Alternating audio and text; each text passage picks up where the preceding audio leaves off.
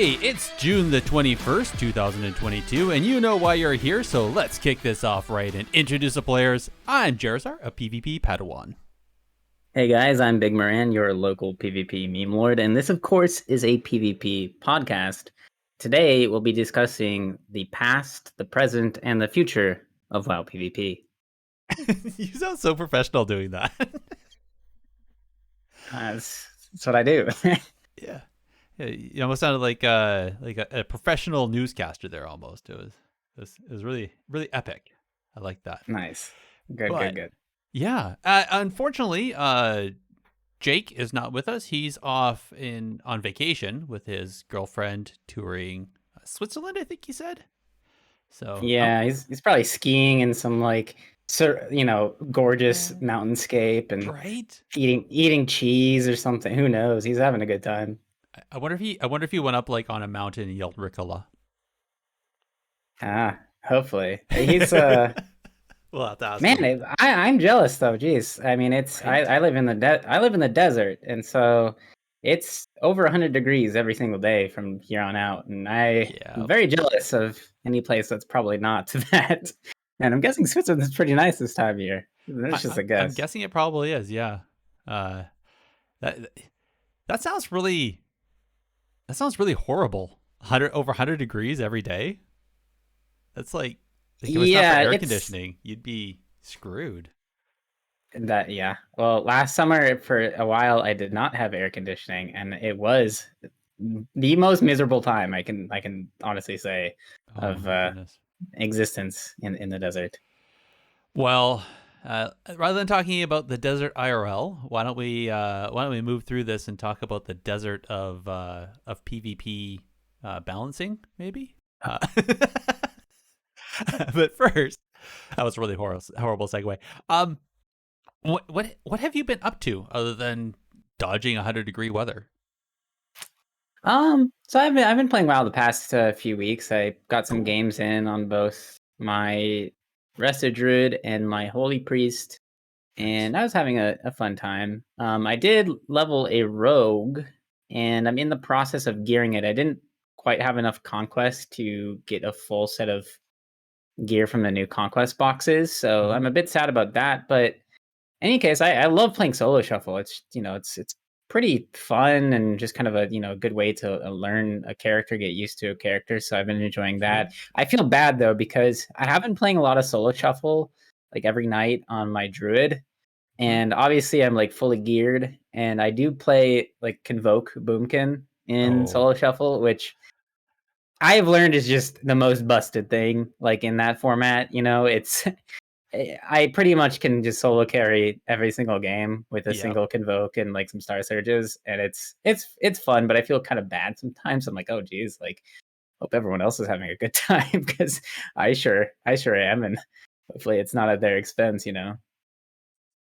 Yeah. It's so so what's that feel like though, going from a fully geared out boomkin that can solo carry to a fresh rogue where you're trying to learn it? What's that feeling like? It feels quite. I mean, obviously the differences are pretty jarring. Especially Mm-hmm. since I'm playing Asa Rogue, and so like Asa Rogues are pretty squishy, and I don't have Yeah. tier set, so I can't really, I don't do the big Asa Rogue damage. Mm-hmm. But I've always enjoyed playing WoW. I'm sorry, playing Rogue.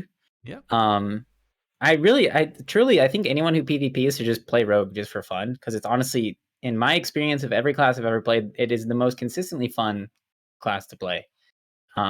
So yeah, Yeah. I'm picking up Rogue again, and with it, by the way, with this new boot, I bought the expansion today, the pre-release. Oh, you Because did.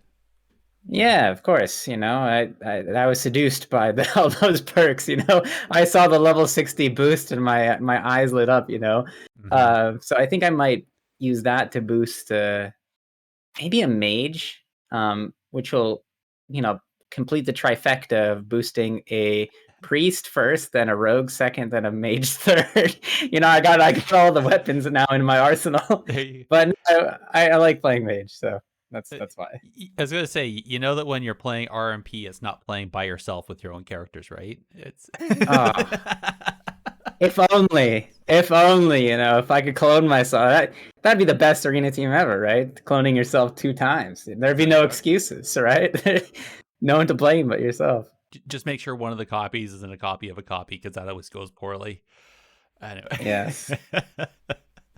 Well, awesome. That actually sounds like a lot of fun. Yeah, Uh, it's I, having I fun. What about you? uh, honestly, I didn't even put my feet into PvP at all this last 2 weeks. I've just been doing just tanking Mythic Pluses for with guildies and LFG. Got into LFG again to try to get, because I was running into some issues. Every time I was logging in, there was nobody around on my guild, so I went with LFG and ended up picking up, met some pretty cool people there. They're really nice, and did fairly well. Last week, not so much, but the week before that, I almost filled out all 3 slots of my Mythic Plus for my vault. So Oh, nice. yeah, I think I was 6 out of 8 or something like that.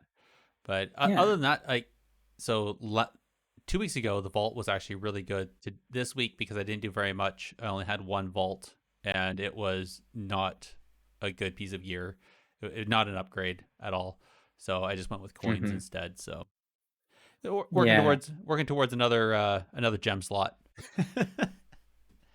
Yeah. uh, In today's vault, I got the gems or the tokens on both my characters because there really was nothing of value.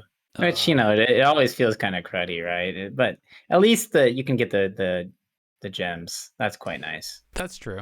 I mean, It'd be not here would be the perfect thing if you could get those conquest boxes to send your alts with those little tokens. That would be perfect. Like oh man, of course that that'd be a bit you know duplicating rewards yeah, essentially. huh? I wonder, or even if you could just buy some conquest points with the tokens, Oh yeah. right? What the heck? Why don't they do that? Jeez. Come on, Uh, Blizzard. Are you listening? Jeez. what they need to just hire me. I mean, come on, it's obvious. There you go. They'll ask for your application, your resume, and you'll just say, "Hey, I got an idea for the loot boxes," and they'll just hire you on spot. You'll get a standing ovation, I'm sure. Right, right. If only, if only. That's right. Well. Well, how about instead of talking about what we would love for them to put into loot boxes and coins, why don't we talk about the need, greed, and pass? This likely won't be a clean fight, so keep your distance, eh? All right. Yo, Big, it's your turn. What do you got for the need, greed, and pass for us and the live listeners? Yeah. So today's topic is all about the future of WoW PvP. Well, not all about the future. That's Mm-hmm. most of it, though. So I got to thinking, what might be in store for the next few years of WoW PvP? And these are some maybe crazy ideas, maybe predictable ideas. So as always, I'm going to present to you 3 ideas, 3 things that might be added to the game, and you have to choose which one you want to need, which one you want to greed, and which one you want to pass. So the first option is a classic re-release of any expansion that you would want, right? So pick your favorite expansion and have a classic re-release of that expansion, presumably not vanilla TBC or Wrath Lich King. All right, we'll get that out of the way. But I mean, maybe there could be an upgraded version of those. Okay, so fine. Mm-hmm. Well, you can choose one of those expansions. Okay. So that'd be one option. The second option would be a PvP only server with PvP specific tuning. This is something, of course, that people have been asking for geez, like over a decade at this point, to have a separate PvP game. I mean, I don't think that will ever happen, but who knows? Mm-hmm. The third option is smaller and more frequent regional PvP tournaments. So, Oh. as it currently stands, prior to the COVID era, there is basically only one big tournament per year and 2 regional tournaments every year, or sometimes, 3 or 4 regional tournaments for the other regions Yep. that aren't NA or EU. So imagine that though, but on a smaller scale, and you can maybe have PvP tournaments in the region of your country. So Western United States, Eastern United States, Central United States, or maybe even state by state, or city by city. So of those three options, one, a classic re-release of any expansion, two, a PvP only server, and three, smaller, more frequent regional PvP tournaments. Which one would you need? Which one would you agree? And which one would you pass? So I was listening. I was like, "Oh, that's all right. Oh, I want that one. Oh, no, I want that one. Oh, no, man, you made some good ones." Because like normally it's like when we do this, there's like one that's a definite need and one's a definite pass. This is not easy. No. Hmm. All right. So, dang it. All right, I'm gonna say. Oh man, this sucks. I'm gonna say I'm gonna need on the PvP only server with PvP specific tuning. Uh, Especially even if that's like TR, where like you can just like build a character, get the gear, and just go for it, kind of thing. But regardless, I think that would be awesome as a PvP only server with just PvP specific tuning, and that. Then,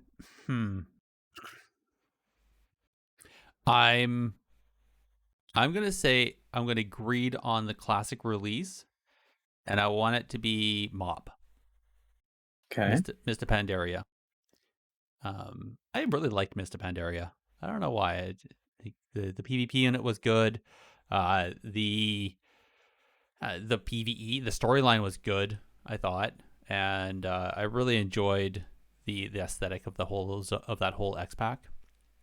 And Oh yeah.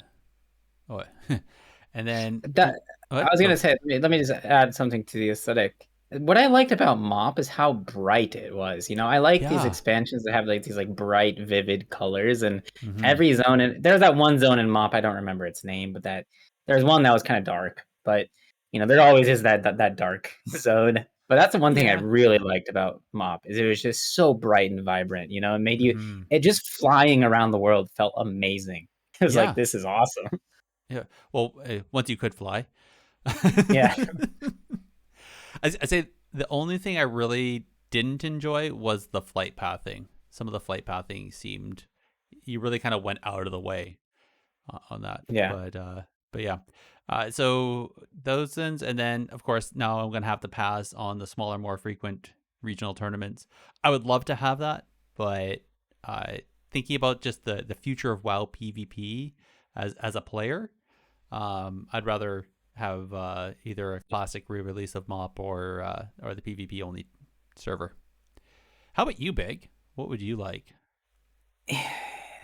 Jeez. So I think I would need as well on the PvP only server with PvP specific tuning. Mm-hmm. I just think that would be the simplest solution to the ongoing issue of how do you handle balancing in a game that has multiple people doing vastly different activities all the time. Um, and I think just like obviously you could tailor every part of the PvP experience on a server like that, everything from Mm-hmm. like gearing to borrowed power, like everything could just be kind of more streamlined, which is something that I've mentioned in the past. I think would be just good for the game. Um, and then as far as the greed, I think I'm actually going to greed on the smaller regional PvP tournaments. I think it would be really helpful and really healthy for the community, I guess, on the highest end of the ladder, Mm-hmm. the super competitive people to kind of have a bit more of a social experience with the game. And Yeah. I'm not trying to take a jab, so to speak, at the competitive players, but I think one of the things that is kind of missing from WoW is that uh, it does kind of lack that sort of intimate social experience that you tend to get with like other games that do have more frequent tournaments. And so I think Yeah. like just developing a sense of community that would be one avenue to do it. Um, I think then I'm gonna pass on the classic re-release. If I had to re-release a server, it'd either be Mop or Cataclysm. I think both are really fun. I think Mop is definitely the most fun expansion in terms of just class design.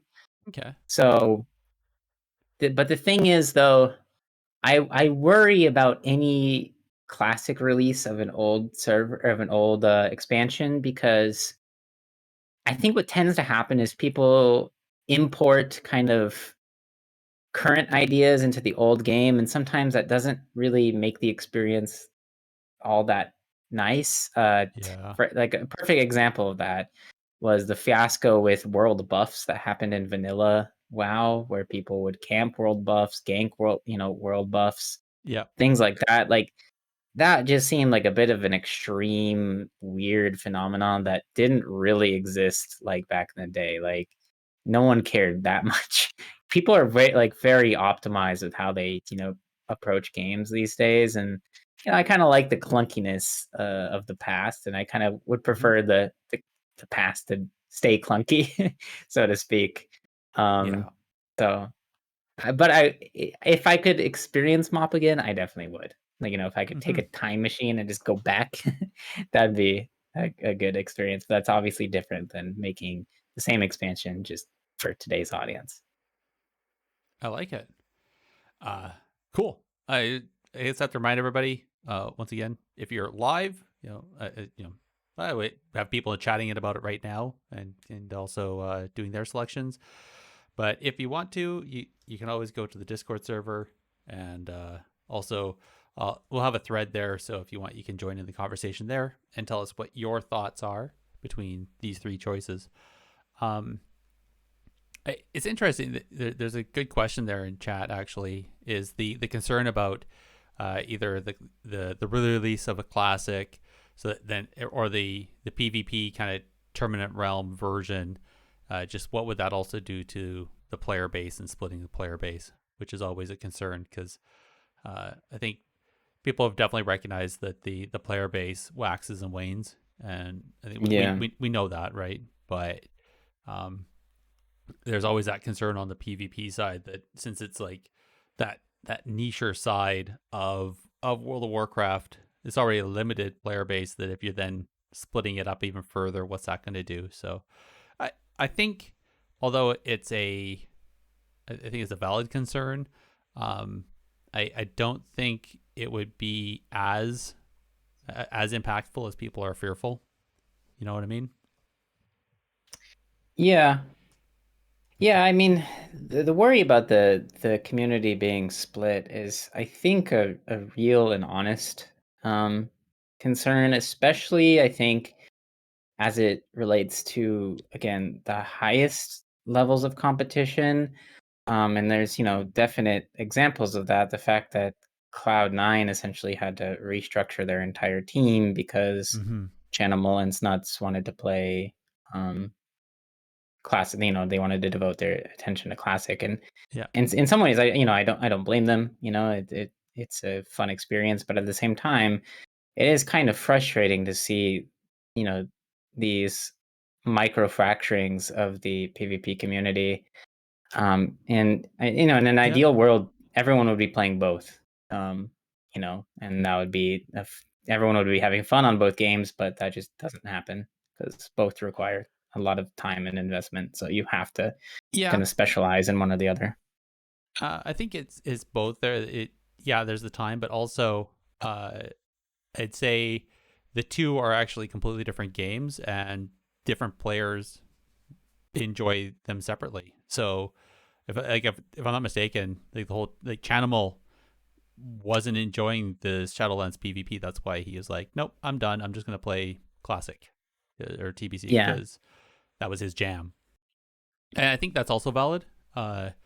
It and if anything, that opened an opportunity for newer players to move up and fill in those gaps, which is also healthy for the esports scene and for that higher professional level of play.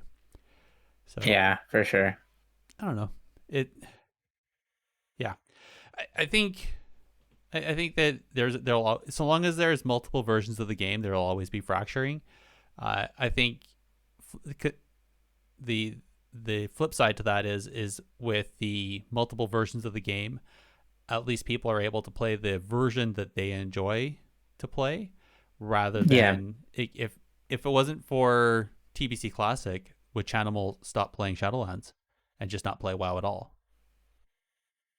yeah, that's an interesting point, and I think too the interesting thing, at least as a PvP boomer like myself, is that TBC Classic brought a lot of people back into the game that I completely forgot existed. Like it's just always fun to look at the TBC ladder and be like, oh, I that remember person. that guy from Yeah. from way back in the day. I think that's always a very fun experience, and I'm glad that like a big name is Flabbers. Flabbers is Yeah. big in TBC, and I used to play with Flabbers, and I could, he doesn't play retail well, but it's nice seeing him, at the top of the ladder, and I think it's really cool that he came back for the game. And I think I'm very optimistic for Wrath Classic because that's when WoW hit its peak in popularity. So presumably that will have a completely new influx of players. And hopefully some of those players will actually wind up playing Dragonflight too. That's the goal, I think, right? Is try to convert some classic players into retail players. And I think that'd be amazing. That would be. Huh. All right. Sorry. So many things I want to talk about, but let's move into the events, and then we'll actually talk about. I think some of that will come back into the subject analysis. But first, the events. Get in there and fight! Stop hiding! Indeed, stop hiding. All right. So as always, Dalaran Gaming is still hosting his 5v5 1v1 duels, which now include cross faction. So I think that's pretty awesome, considering that they now that they corrected and re-engaged cross-faction PvP, Dalaran Gaming is now able to do cross-faction dueling, which is really cool. The other one, the Method Mayhem EU RBG tournament, just got announced today. It's going to be happening actually this weekend, the 25th to the 26th of June. And it's currently got a $2,500 prize pool, but they're using Matcherino, so you can also donate some money to a good cause or to the prize pool and help bolster that up if you think it's worth it. I have to admit, I checked it out earlier. I'm going to check it out right now. I didn't see any actual teams signed up to it yet, but I think they're doing team selection because the signups were closed. So yeah, there's still 0 participants. So they're probably doing invitational rather than open signups. Gotcha. Oasis community events. So we did report on these a couple weeks ago, but some of the dates have changed. So the 1v1 Duke Out, that was supposed to happen yesterday. It got pushed to next Monday, the 27th, and that's also a charity drive for the Trevor Project. So by all means, go over to their Discord, discord.gg/OasisWow, all one word, and you can sign up there. I think also they have some links through social media like Twitter and that. And then on the 11th of July is their Micro Keystone race. So that's going to be another PvE esport, if you will, but it should be good. And then you got the Blizzard events, buddy. Go for it. Yeah, so we just finished up some, tournaments leading up to more tournaments, of course. And so from the 8th to the 10th of July, we'll have the MDI Global Finals. And from the 16th to 17th of July, we'll have the AWC Grand Finals. So we just finished up circuit play. And so the top 4 teams from each region will be in some finals bracket. And I think will be really, really exciting. I think maybe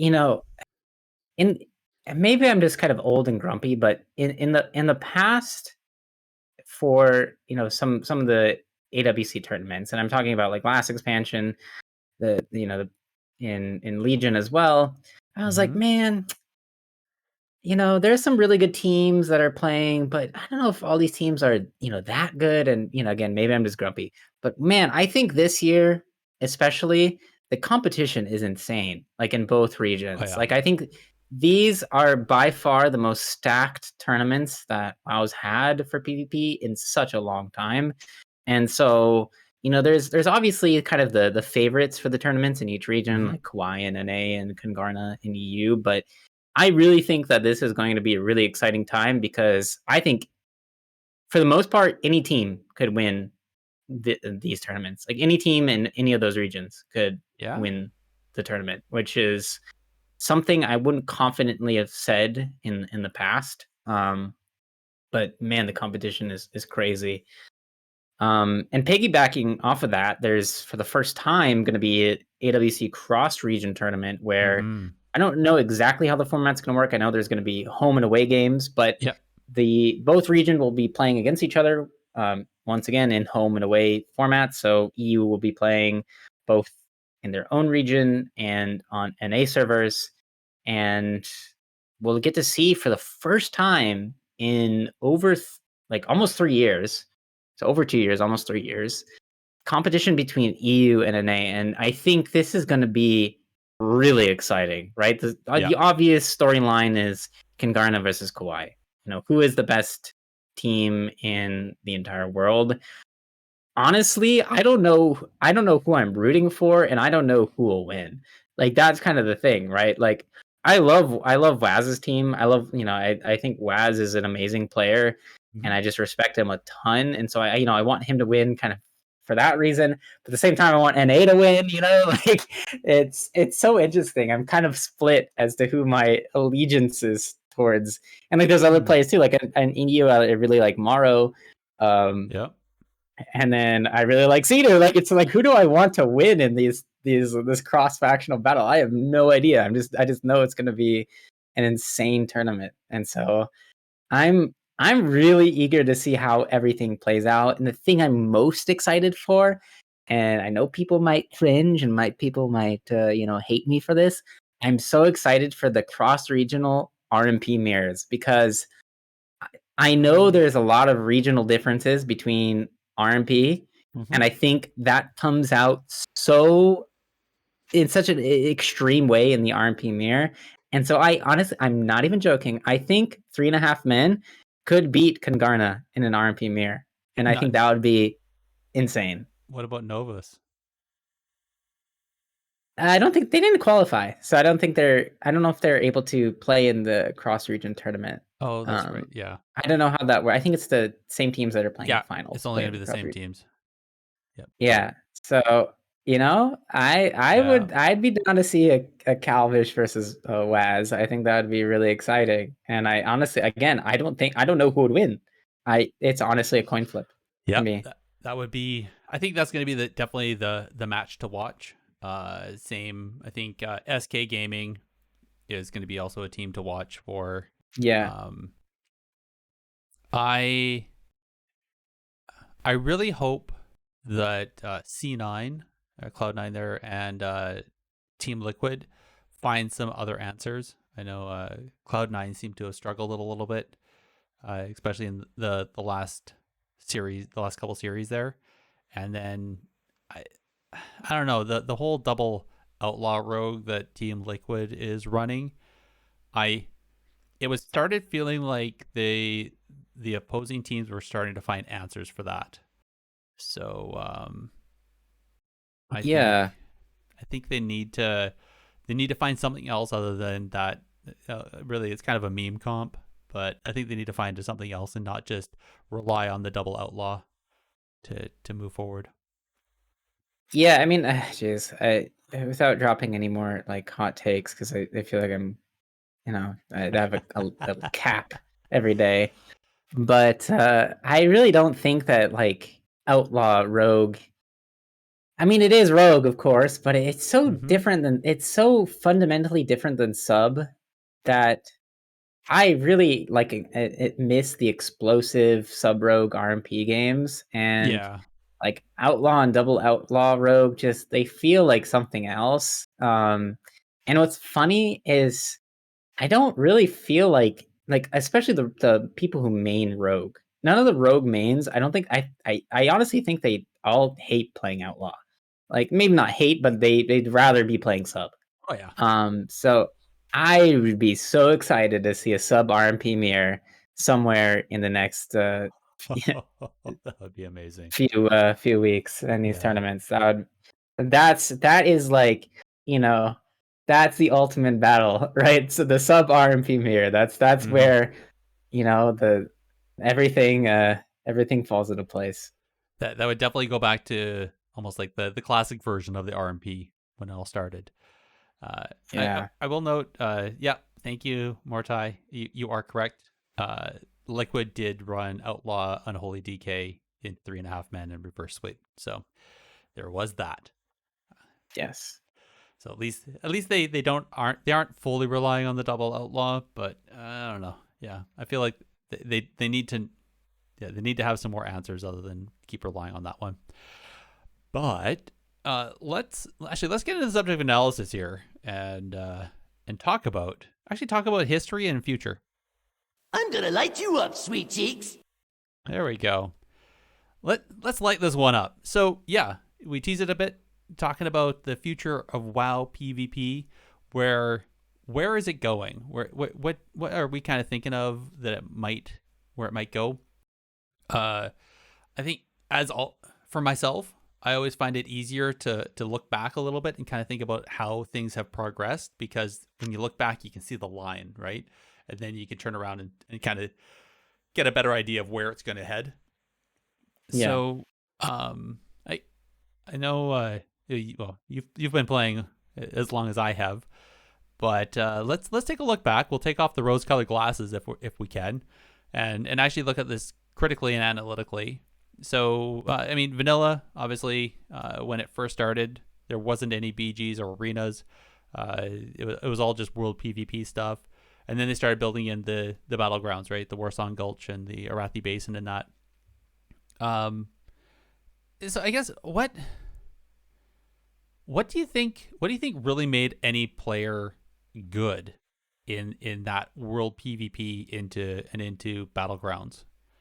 Like, was it knowing how classes all worked and understanding all the different abilities, or was it the player that had the highest raid tier gear, or the highest, that highest piece of gear, and some funky PvE trinket that allowed them to just annihilate somebody for giggles? So I think vanilla WoW is kind of defined by how clunky it was. And I think really what made someone a good player in vanilla WoW are things that we would today consider very basic, core, fundamental mechanics. So for instance, if you knew how to crowd control, if you knew how to do burst damage, if you knew how to, use, I mean, there wasn't that many defensive cooldowns, but if you knew had a basic idea of how cooldowns work, and you could optimize your damage, or you could optimize your survivability during cooldowns, that was fundamental to how WoW was played. Specifically, I think control, and I think like a really quintessential kind of lens back into the past is the World of Roguecraft video series. Do you remember Yeah. those videos? Wow. Yeah, where the guy he went in completely, took off all his gear on a rogue and equipped like a worn dagger, level 1 dagger or something, and was killing people, and he did it because rogues had a lot of control. Yep. And he knew how to press kidney shot. He knew how to press cheap shot, kidney shot, cold blood eviscerates, and you could reset all of that with preparation. And if you just knew how to do something like that, something like very basic, fundamental, that's kind of, how we generally play today, at a very basic level, that made you a very good player. And I think like that was highlighted by the fact, if you ever go back and watch these old PvP videos, they're not doing anything really amazing. They're just like pressing their buttons. And like, but in the past, you're like, wow, like that's amazing. He just crit that guy. Like that's insane. So of course, yeah, gear played a big factor into it too. And just as an aside, by the way, because I think this is gonna be really relevant to this discussion. I'm currently doing research for a video whose title, and this is a clickbait title, is PvP versus PvE. What takes more skill?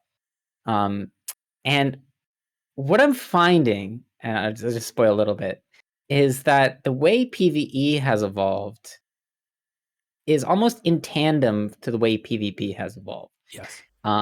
And so if we think about boss mechanics too at that time, they're very, very simple. Oh, yeah. Like very simple boss mechanics, right? And so as long as you kind of knew how to do your basic rotation, and knew how to respond to basic mechanics, like you could be a good raider. And Yeah. so again, I think not TBC, vanilla was really defined by just developing very core mechanics. And I think that the difficulty at that era or during that era was that there was no blueprint, right? People had to figure this stuff out for themselves, right? CCDRs, who knew what the hell that meant, Yeah. right? There's, in fact, I don't know, like when DRs were kind of truly formalized because, geez, for a while, like CCs were lasting super long. Oh, Um, I get Fear Chain as a warlock infinitely. Like, yeah, I don't actually. When did DRs come in? Was it during vanilla or was it during TBC? No, it must have been it was during vanilla. It was during vanilla. it was definitely during vanilla, but I don't know how exactly they worked. So in any case, though, like if you knew how to do those fundamental things, at least the things we consider fundamental today, like you were a good player, which I think is Mm-hmm. very interesting. Yeah, I think that brings up an interesting point of like, yes, gear played a value, but again, having that knowledge, I think more so, and we've talked about this before, but the information available today, the information sharing that we do today, Yeah, also helps a lot because there was a bunch of broken mechanics and a bunch of really neat things that people figured out back in classic or back in vanilla that that helped them stand out because they figured out those really funky things like eviscerate scaling funny. I remember I was talking to a warrior at BlizzCon and he was talking about how he would do weapon swaps, and he had a macro where it would switch out his weapons, and if he on an ability, so the timing between the weapon and when it snapshot uh that stat, and then you switch it back out and it would do way more damage than it was supposed to, that ability, because of the weapon swaps. And then there's also the spell batching, which they got rid of, which was also very important. If you knew how that worked, you could actually use that to your advantage on your spell batching. Because if people don't know, when World of Warcraft was first designed based off of people on modems and stuff like that and dialing in on their phone lines, they sent out all the information in burst packets instead of just a steady stream. So your spells would actually queue up, and then it would send a burst packet of what happened to the servers, and then the servers would take that and tell everybody what happened. So you actually had these weird things where you could do an ability and somebody else could do an ability, and it would look like it should have interacted properly, but if somebody skipped ahead, all of a sudden your ability would completely miss when it shouldn't have, and it was really weird.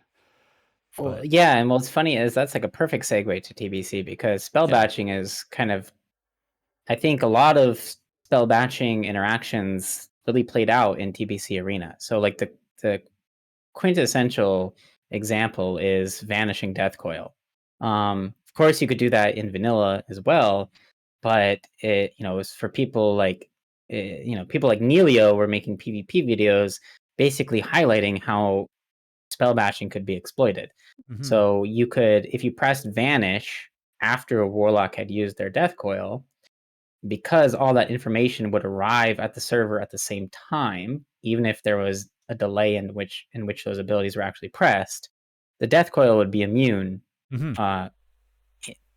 because of the Vanish. Yeah. Some other examples in TBC were like jumping charges. I don't know if that is directly related to spell batching, but you used to be able to jump a warrior's charge, and you'd essentially kind of kite them because your position on the server would be kind of updated in the middle of their charge, and it would just mess everything up. Yeah. TBC, I think, is really. Oh, yes. No, I was gonna say, yeah, it's neat, those little things, like, because you're not on the ground, so they couldn't charge you. You're up in the air, but then the ability still went off. So yeah, it's really. Anyway. Yeah, but I think what truly defined kind of PvP in TBC is, first of all, the fact that the game systems themselves kind of became more organized and more streamlined, right? We Yes. had structured competition, arena, right? You had a ladder. Like finally there was a visible way to compare yourself to other players that was kind of more objective, right? You had arena rating, and there's titles. And just just as an aside, I didn't know titles existed like when I was playing in TBC. Like I think the first title I got was Arrival, I think, and I was like, wow, that's cool. Like, how did I get this? And Well, yeah. it was just it was like, what the heck? That's a good point, because that's when they had moved from all those different ranks that you could get during vanilla, right? Yeah. Because you had like the sergeant to the captain and the sergeant, or Master Sergeant, Master Sergeant, all that. Yeah, and they got, because that was like an insane amount of grind, but they got rid of that and then went to this ladder idea as well. Yeah. So sorry, I can't remember if they actually got rid of that fully, or if it was if they were interwoven. Yeah, whatever. They got rid of it completely, I think. Okay. And the title is just carried over. So whatever That's right. title you ended vanilla with, you had in TPC. So anyway, like the game was just more organized and more structured, and finally there was like kind of a more competitive format which people could compete in.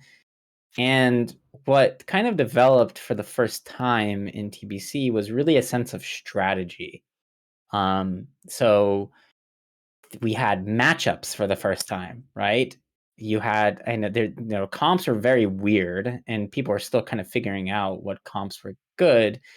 Spoiler alert: RMP was good in TBC, and people kind of figured that out eventually. But like, people played double rogue, people played warrior rogue. People basically played whatever was kind of broken, and they just kind of stack those things together. Yeah. And you had a comp. People played double healer, hunter, things like that. In any case, strategy kind of became really important. And a really good representation of that was the fact that Arena Junkies had its own like strategy section. So you could click that and you could see guides that were written by people on the website that basically told you how to play a matchup.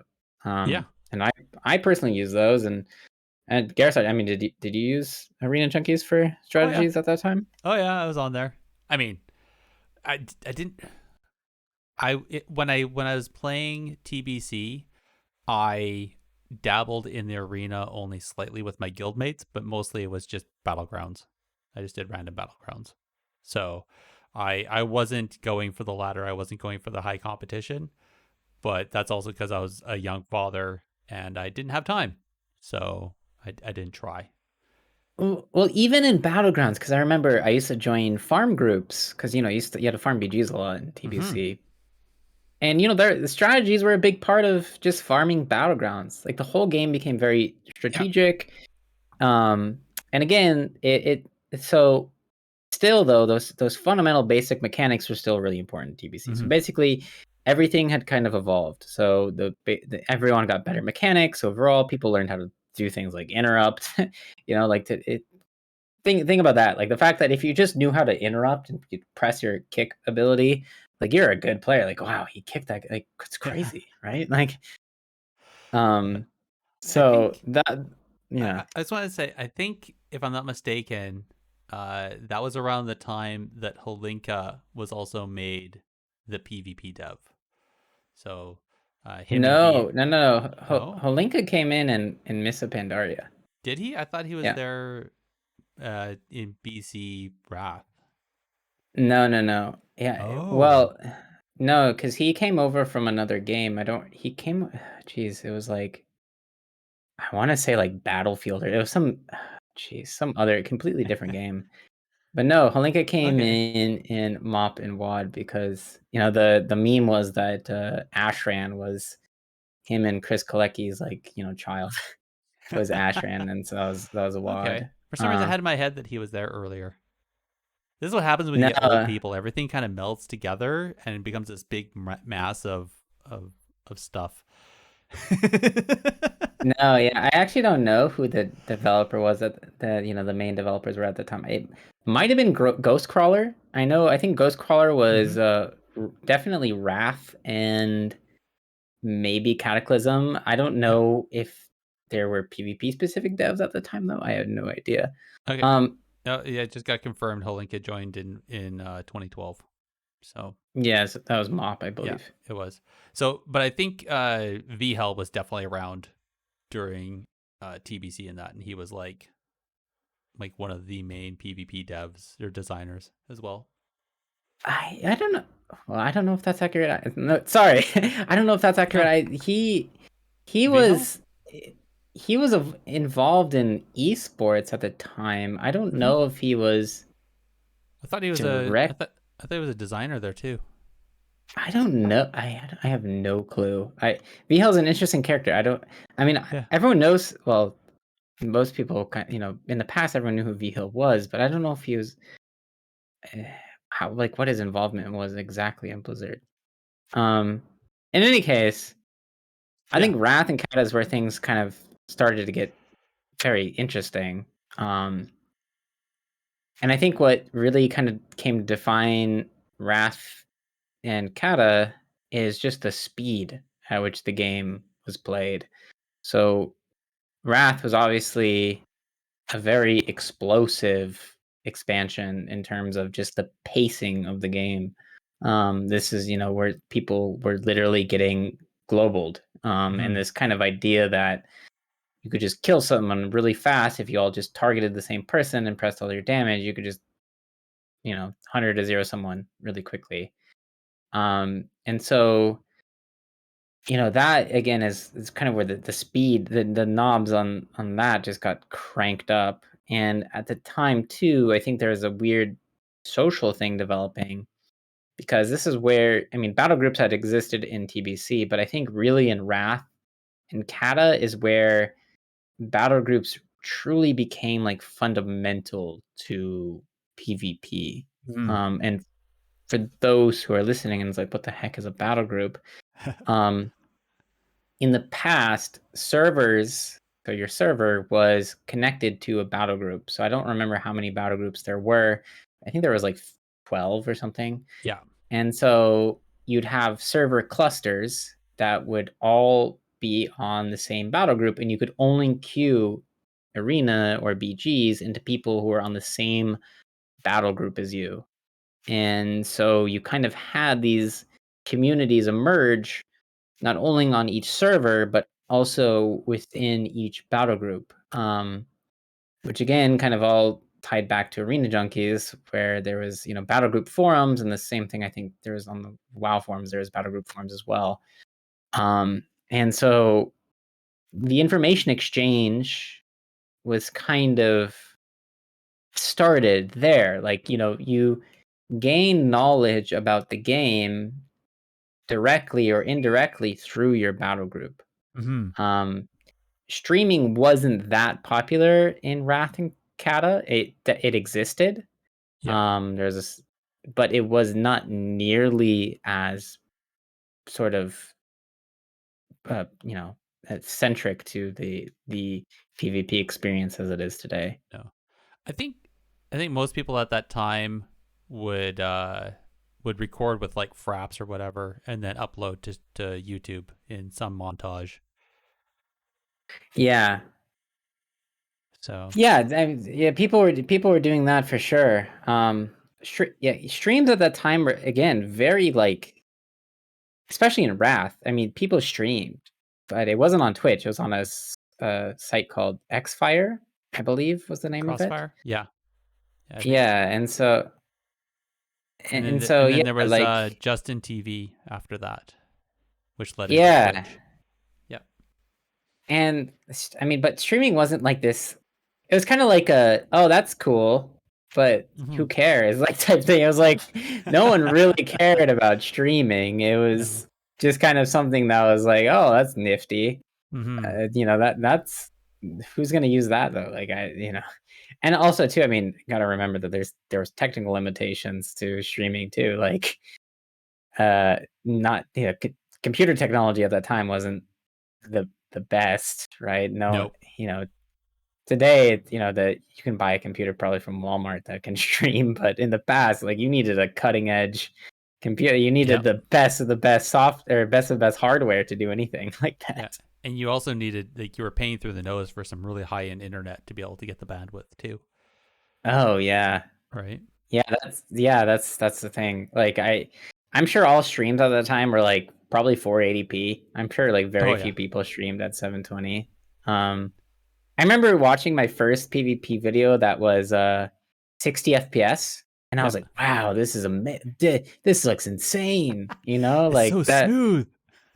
so smooth. But now people are streaming at like 1440p, 60 FPS. I was like, Yeah. "What the heck?" Like back in the day, like you were streaming at 480 if you were lucky. Mm-hmm. That's insane. Yeah, but Wow. I think too, in the TBC era, but definitely in the Wrath era, is when sort of like, I don't want to call them gods, but that's kind of when the mythology of WoW PvP, I think, really started to take shape, where you had players who were almost seen as like these mystical, like inhuman figures, like people Yep. like Snuts and Soda, Mm-hmm. uh, and Rekful, Vive, like all these Swifty. players who just be, yeah, well, Swifty was like kind of a TBC Yeah. vanilla guy, Yeah, but but I even mean he was, yeah, he was there too, yeah, but I meant kind of like the upper echelon of WoW sure. PvP. Like Swifty is definitely important, no doubt about that. One shot macros. You couldn't live without them. Yeah, it's so funny. Swifty had such a strike. Okay, so the thing too, like in Kata, is that's when YouTube exploded Mm-hmm. for WoW content.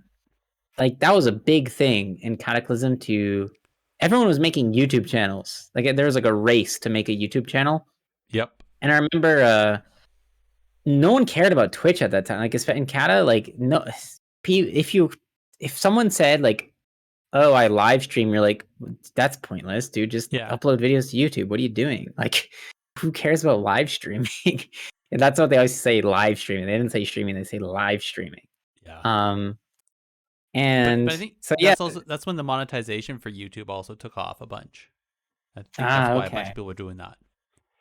Yeah, but yeah, everyone was doing, like, it was just like an arms race to see who could pump out as much YouTube content as possible.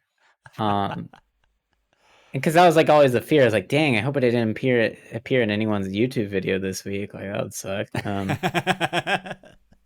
don't want to see everyone. I don't want people to see me getting owned, right? Yeah. That's But at the embarrassing. but I think at the same time, especially moving past Wrath and into Kata, that's when BGs became rated BGs, and they had another separate ladder added to that. And I think that also, that really solidified the PvP community, where you end up having PvP guilds and PvP communities, where you had all these players that would all get, they're in a guild and they'd arena together or they'd BG together for the ladder.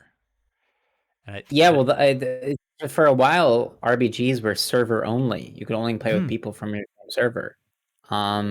So that's when sort of, again, we were still in the battle group era, but inevitably what wound up happening is people started to migrate more towards the biggest server on their battle group. Yep. I mean, people kind of already did that to be, in Wrath, but once RBGs came out, that kind of became a big thing. It's like, I want to be on the PvP server. Mm-hmm. So in Wrath, there wasn't really a TBC server. I'm sorry, there wasn't really a arena server.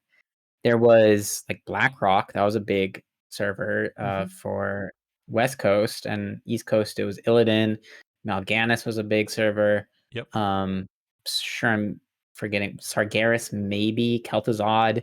Um, in Kata, the game shrunk a bit because the player base shrunk, and so the big server at the end of Kata was Kel'Thuzad. That was the Mm-hmm. big place that everyone transferred to. Yeah, I I was remember playing that. on Kel'Thuzad, and that was kind of where the seeds were planted, I guess, for a lot of players that would kind of become icons today. Mm-hmm. And a lot of, it's so funny like that. A lot of, in my experience, and this is my subjective experience, a lot of my history traces back to season 11 on Kel'Thuzad, and I think a lot of players that play today, that same case for them. If it wasn't Kel'Thuzad, it would be BlackRock or Tychondrius. Yep. Again, that's where kind of during this era, because there was no cross realm queuing, you had to pretty much be on the same server as everyone else, and there's just these giant PvP communities on each server, PvP guilds like Ham MVP, Sup Fresh, My Turn Baby. I don't remember what it was on Kel'Thuzad. I don't remember what the big guild was. I can't In remember. any case, yeah. In any case, it was just an interesting time. It was like the pre-Twitch era, and so in lieu of Twitch, people were just kind of having their community from the game itself, Yeah. which will change and eventually in in Pandaria. This is when I don't remember. Geez, could you cross Realm Q and no? Okay, in season 12, you definitely could not cross Realm Q. So season 12 and 13 in Mists of Pandaria were the last seasons where rank 1 titles were distributed based off of the ladder on each battle group. So Yes. season It was 13 battle was the group end. specific. Yeah. Yeah, season 13 was the end of battle Mhm. group specific ladders, and then everything I think became cross server, one giant ladder in season 14. I think you could I think you could queue cross server in season 14 and 15. I'm not entirely sure about that. You definitely could in WoD. Yeah, I know you could want. I can't remember when they instigated that. Was that Was that in Yeah, the middle of an X pack, or was it I because don't remember when that was a change. That was exactly. a change in the BattleNet, the actual BattleNet, right? I don't remember when BattleNet came out. I think it was Wrath. I don't remember though. Well, I yeah, BattleNet was always kind of there. I mean, really, it was there back in StarCraft. yeah, StarCraft days, right? So, um, I think, but every once in a while they do like these little leaps and bounds on the structure and how it's all put together. I think that the best way it's described to me is it was a hodgepodge of programming to kind of stitch all the games to be able to talk to each other, but they were never supposed to. So it's like it's the nastiest, ugliest piece of code. So that it was really hard to Yeah, make changes. So I think it was around, but it was definitely at WAD because when did they? Yeah, because that's when they implemented the real name ID. That was in yeah. that's when they made the big change, and that's when that. So I think that was middle of MOP, right? So, yeah. So what was so interesting though? So why this was such a fundamental change to the game is back in the battle group days, there was like a hierarchy of battle groups. So you can ask VHL. VHL used to have a T-shirt that says "on 9" or "doesn't matter," and so the joke with that is that um, battle groups were numbered, and so Mm-hmm. battle group number 9, BG9, was Bloodlust. So Bloodlust had Blackrock on it and it had Tichondrius. And Yeah. so the joke was if you didn't get your Gladiator or rank 1 title on Bloodlust, then it didn't matter. And there is this expression. Geez, I hope I always try to keep things PG friendly, but there is this expression back in the day called bong water BG, so or backwater BG. Jeez, I don't know if that's PC. Anyway, so there is these battle groups, and the one I'm thinking of specifically is Emberstorm. There are these smaller battle groups where there wasn't that many good players who played on these Nope. battle groups, so people used to transfer to these battle groups to get an, quote unquote, an easy gladiator, an easy rank 1, whatever it was. Mm-hmm. But once everything became one giant battle, so once battle groups kind of went away, there was no, hierarchy. Everyone was Yep. put on the same ladder.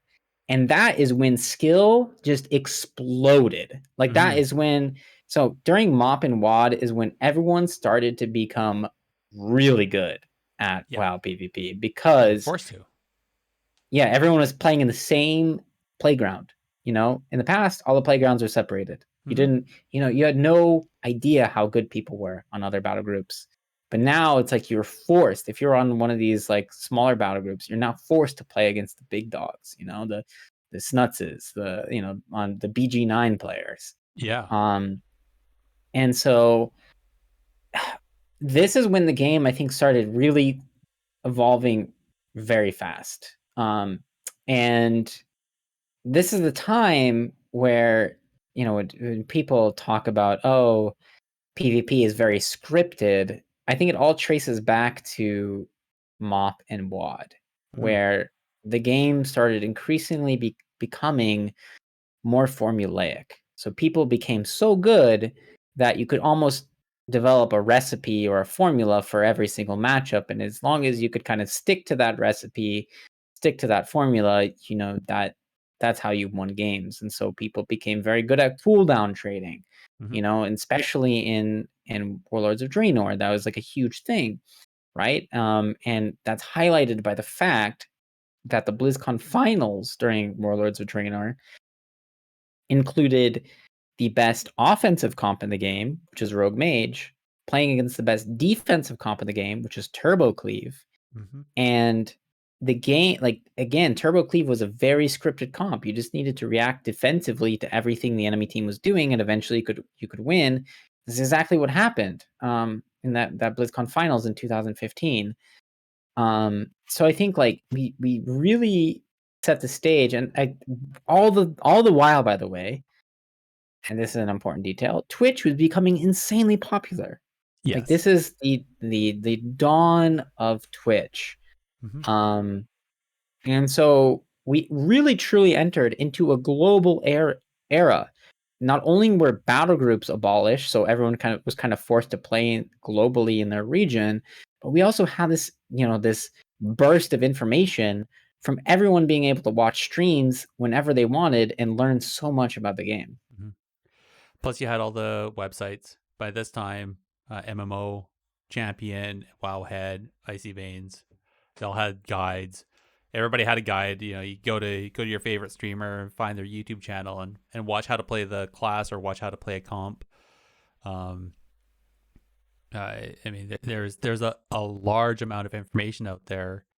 Same like Arena Junkies and all that same information. You could find so much on how to do something. One thing I'm kind of wondering though is, I'm just kind of wondering like how much of this kind of became self-made, where if somebody says, okay, this is how, as this comp, you play the game, and this is your strategy, and then on the other side you say, okay, that's the strategy they're going to use, so you need to play this way to counter that strategy, and it just becomes who can play the strategy the best. Very similar, again, like chess, or people always equate this to Arena to chess in that. I'm kind of wondering though, is if there's a possibility where by doing so and then just knowing what the different reactions are supposed to be in that scripted gameplay, is we kind of wrote the script ourselves and put people in, versus it's possible that there was a better way to play, but everybody just followed the script that they were given and didn't try. Like, I'm not sure how many players try to find their own scripts or try something different to that would tip the scales, if you will. Well, I'm so glad you brought that up, because it transitions perfectly into Legion, BFA, and Shadowlands. That question gets kind of answered by how the metagame has evolved since then. So, again, during MoP and WoD, especially WoD was, if you ask people who played, for the past 10 years, they would probably say WoD was the most scripted expansion. Like, every game was a formula.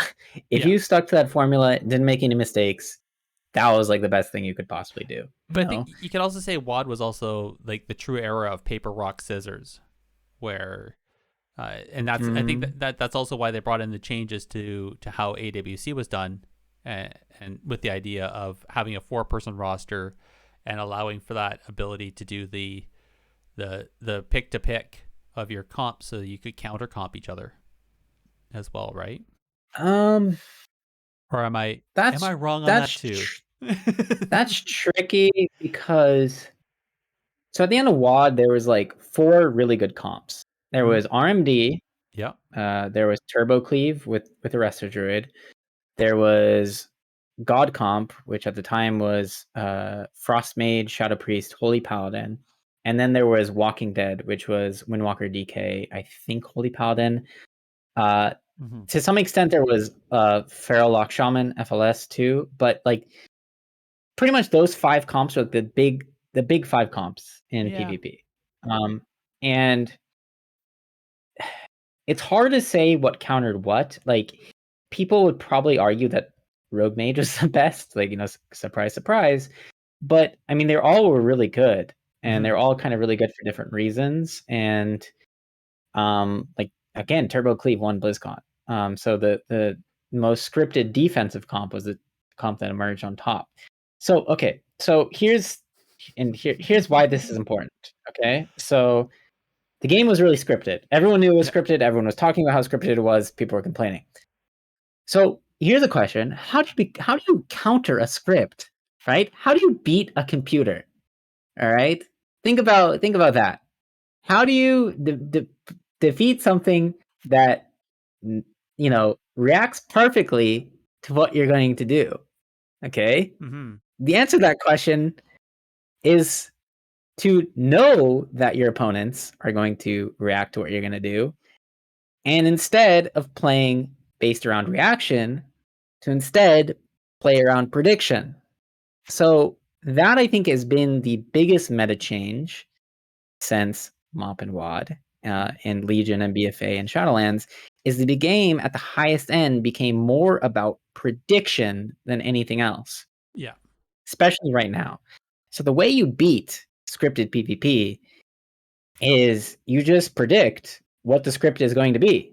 And instead of playing, according to the script as it happens, you kind of peer into the future and you know what the script is going to be and you play around it. And so that, I really think, came to define the metagame somewhat during Legion and BFA, but definitely today, that's kind of the biggest thing in high-level PvP, is you kind of know what your opponents are going to do in the next 10 seconds. So the question becomes, how do you prepare now for what your opponents are going to be doing in the future? And that becomes the whole like so, pre the go. Pre the go, yeah. Pre-kite the go. So what's interesting and so funny, like as much as we meme on RMP, I think the RMP has been a huge part of how the meta has evolved, because RMP is a very scripted, well, in the past, it was a very scripted offensive comp, right? Like you knew what the RMP was going to do, and you kind of had to just learn how to play around that. And so, again, a big thing became predicting what the RMP was going to do. And so people started pre-using, this was a big thing earlier this expansion. I don't know how it was in BFA. I didn't really play much BFA, but a big thing was that people started doing in Shadowlands is pre-using defensive CDs. Instead of just because if you wait to react, right, you can't react to RMP because you're all CC'd at the same time, right? You can't react to that. You're all stunned. What are you supposed to do in that moment? The way you play around that is to know they're going to stun you and use something before they stun you. And so that is kind of where the meta game has evolved. Well, okay, there's one more step, by the way. So this is not the end. But wait, this is kind of what happened in Legion, BFA, and Shadowlands. Is the game became more about prediction as a response to the script. Yes. So how do you beat something that plays perfectly and knows how to react? You know that it's going to react, and you predict how it's going to react, and you play accordingly. If I may, I think the other part to that is that in Legion, because there were scaling templates added in, gear was no longer available as a deciding factor. Really, like you could get a slight power gain, but it wasn't enough. It also then forced a lot of players to ascend even into a higher level of gameplay, because they couldn't lean onto that that trinket or some weird thing that they got out of a raid or a dungeon or something like that. right? If I'm Yeah. Well, so yeah, exactly. Like in geez, and wow, there's been so many different like radically game-changing PvE items. oh gosh. The big, in Wrath Lich King, it was Deathbringer's Will and Shadowmourn and Hmm. Cataclysm, Legendary Staff. I think it was called Vial of Shadows. There's that thing that rogues were using. Yep. And then the trinket that dot classes were using that shoot out shadow bolts. Yeah, there's so many things that you could just like kind of carry. So Hmm. many items that could carry the game. And yeah, like during Legion, you had to really learn how to PvP because there was nothing, there was no external benefit. That there was, of course, legendary weapons, and so that was kind of the borrowed power at the time. But Yep. gear, it's so funny. I was looking back at Legion clips. The game would just hand you gear at the end of like every arena. Like you would literally get a pop up on your screen after the score, when the victory screen would pop up, and it'd be like, "Oh, I just got a trinket." They just handed you gear like it was like Halloween. Right. You went trick or treating. Every arena game, you got some piece of candy. It was quite nice. Like in hindsight, like, oh, that was sweet. Oh But my yeah, the gear gosh. didn't really matter too much. That was the thing. No. As long as you had max eye level, you're on the same scale as everybody. And if you were a little less than that, they had a little bit more power, but it wasn't game ending. It wasn't like what we're feeling right now where it's, you know, yeah, you can tell the difference between two rank levels of gear. So Yeah, I think I I mean, think sorry. definitely now. I mean, they've been obviously they've been made. So there've been improvements in the gearing system in Shadowlands, and uh, well, sure, for sure, there have been improvements. Like getting a character kind of gear, competition ready is much easier now. With you can skip a lot of stuff, and there still is True. a lot of gates. There's obviously a lot of gates, but um especially during Shadowlands season 1, there is like, oh my gosh, massive disparities between, you couldn't really play an alt late into the season. It just Oh it, yeah. it didn't really work, like, If for you weren't sure. on the cutting edge, you were 5 miles behind. Yeah. It was bad. and, and there is there was all that data that showed that rating was really deflated at the time. Yeah. And they even reduced the minimum rating requirement for the seasonal mount Yeah. from The Vistas. 1400. Yeah, from 1400 to 1000. So, I mean, that Yeah. should be a clear indication that something has gone wrong when basically the freebie needed to be made even freer, Like that seems like Well, something that's where definitely that's was. where the bell curve was. Yeah, So that's insane, right? I think the yep. median rating at that time, so I just did a video about this. I think according to Justfar, it was like 1400 or something. Like Mm-hmm. 1400, 1500, which is insane. Yep. Like that's supposed to be like presumably around the floor, right? Like Should. because according to Linka, 1500 is the MMR like That's supposed to be mid the bell zone. spot. Yeah. Yeah. So if it's below that, that's really bad. Well, but that was And because of the gear gating and the eye level disparity. Where if you were able to get ahead and you had that, I think what was it, rival gear, then your power difference was so high that anybody coming in behind into that bracket, you could just smack them back down. yeah, I So think people can entry get higher. entry level entry level gear was 200 item level as conquest gear. So conquest gear is 200 by default, Yeah. and the highest you could get was 226 for other pieces, except for weapon was 233, I think. Yeah. So 226 meant 26, on average 26 item levels difference between a fresh Her fully piece. geared conquest, right? And I mean, there's that old Ion interview where he says that one item level equals 1% player power, which Mm-hmm. I think it's even more than that. I think one item level, just because of conduits, item level Mm-hmm. 2 is probably closer to like honestly 2% player power. So, Yeah. having 26 item levels of as a disparity, you're looking at least 26% player power difference, probably closer to like 40, which is insane, right? Um, Yeah.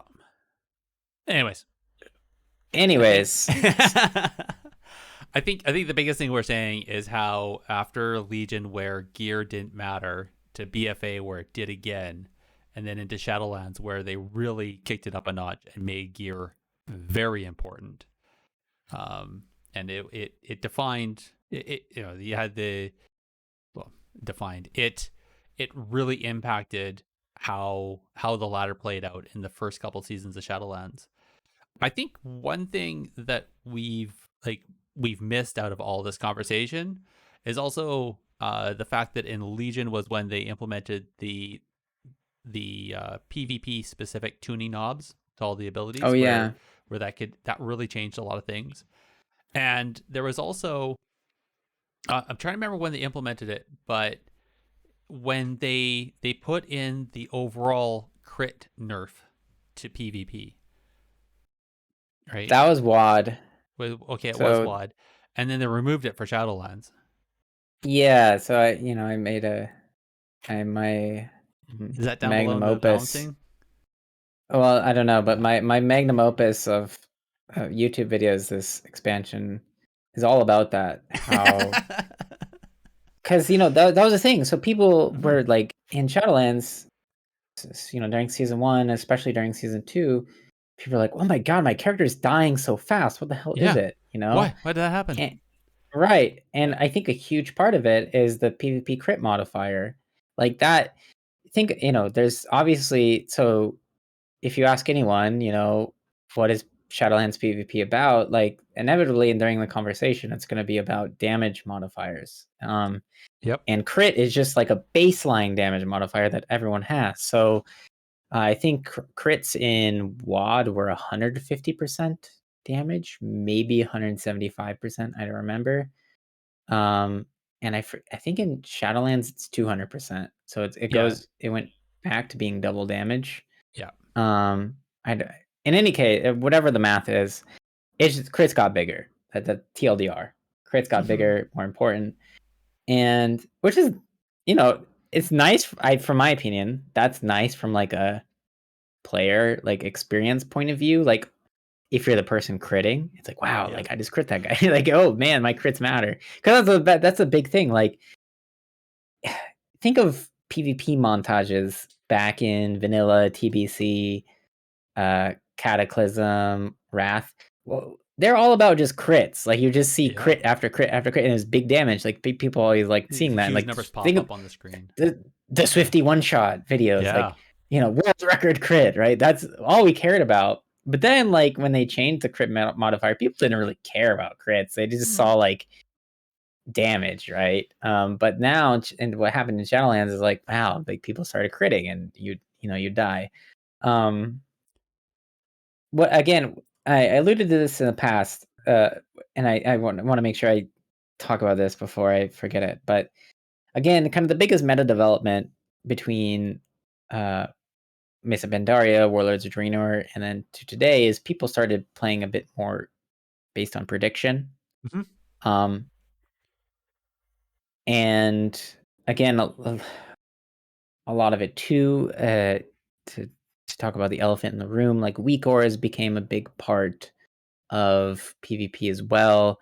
Kind of not only, so weak auras are kind of, they're reactionary, right? Someone pops an ability, you see that ability, you're able to react instantly to it.